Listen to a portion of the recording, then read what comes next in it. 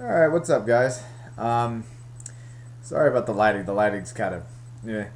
But what can you do? Anyway, so earlier today, the Central Washington University volleyball team had their first playoff game, and unfortunately, it was their first, last, and only playoff postseason action of the season, as they fell to Cal State San Bernardino 3-2.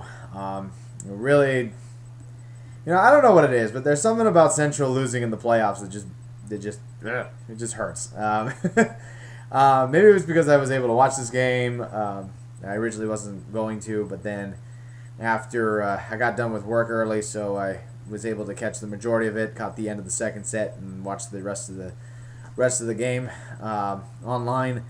And man, the Wildcats played hard. I mean, they looked a little dead in the fourth set, but from what I saw, they played their heart out. They left everything on the volleyball court today, and unfortunately just came up a little short, which we'll go over in just a second.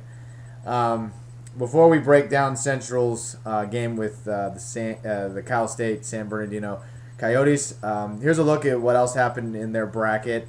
As of right now, when this is being filmed, since I'm filming this, BYU, Hawaii, and UC San Diego have yet to start playing. So that's the number 1 seed and the host team BYU, Hawaii, against the number 8 seed UC San Diego in the West Regional Tournament.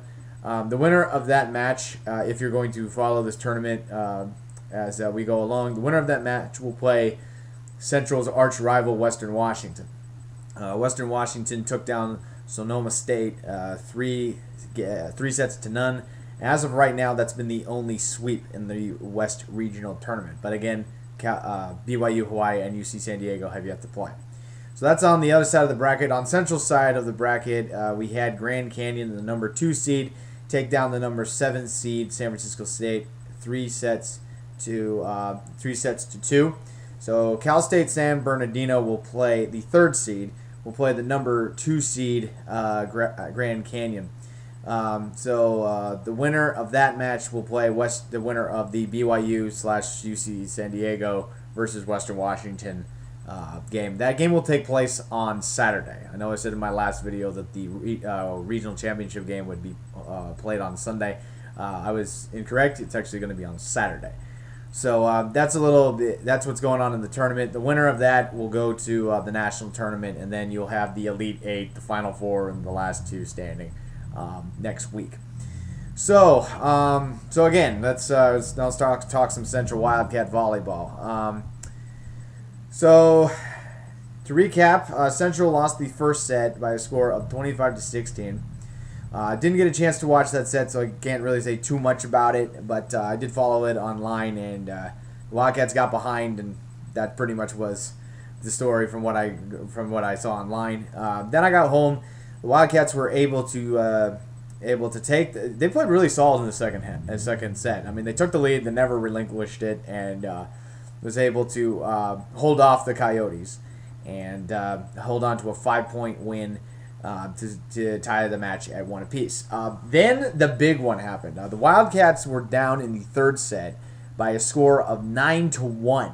Heading into the second part of the set, and Coach Mario and I called a timeout, and this is when I was able to start watching it, and the Wildcats pulled a comeback and led. I believe, if my memory serves me correctly, it was either 24-22 before the Coyotes tied it at 24. So they had to go to 26. The Wildcats edged out the Coyotes 26-24. They had a pile of momentum going into this the 4th set.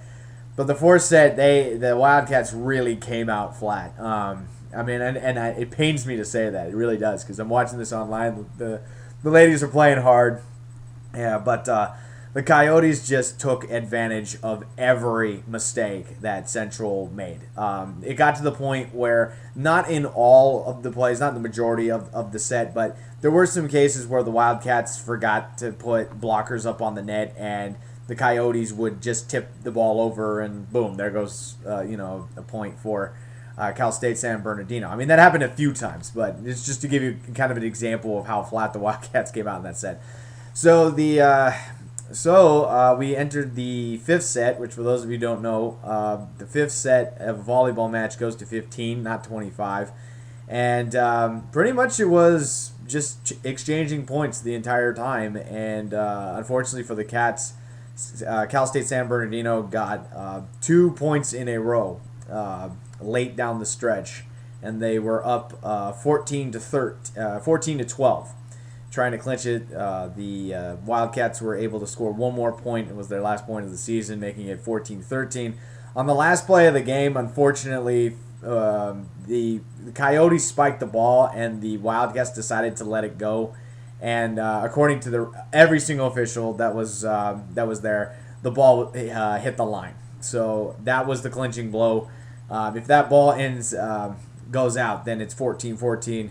We're talking about playing deuce in the fifth set. A new term I learned in volleyball today. Deuce. It's when the score is tied and you got to win by 2. So because of that, Central ends up losing 3-2. Central was led by 3 players in kills. Marcy Jellum had 17. Rachel Haynes had 12 kills. Emily Dolan added 10. Devin Larson had 48 sets. And Kaylee Kites had 2 service aces and 31 digs. It's the librero. Cal State San Bernardino was led by 4 players in double digits in kills. Alexandra Torline, 21 kills. She went all out in this game. Mercedes Winchester had 15, and then Daniel Newcomb and Ashley Solis each had 12 apiece.